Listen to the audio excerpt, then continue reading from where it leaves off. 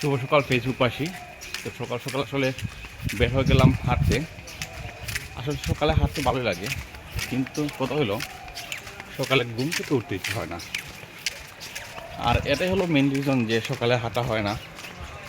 আগে এমনকি দেখা যেত যে প্রতিদিনই নিয়ত করতাম যে আজকে হাঁটতে যাইমু, কিন্তু যখন সকাল হয়, যখন অ্যালার্ম বাজে, তখন আর ইচ্ছে হয় না যে আসলে ঘুম থেকে ওঠার জন্য। আর এটাই হলো 50% মানুষের আসল সমস্যা, সকালে হাঁটতে বের না হওয়ার। এমন তো মানুষের যুগ হলো যে মানুষ লেট করে ঘুমায়, যার কারণে সকালে ঘুম চাপতে চায় না। আর সকালটা হলো গিয়ে মহেন্দ্রক্ষণ সময়। তো সেই সময় যা কোন তাই ভালো লাগে, ঘুমাইলেও ভালো লাগে, হাঁটলেও ভালো লাগে, পড়তেও ভালো লাগে, এবং যে যেটা করতে পারে।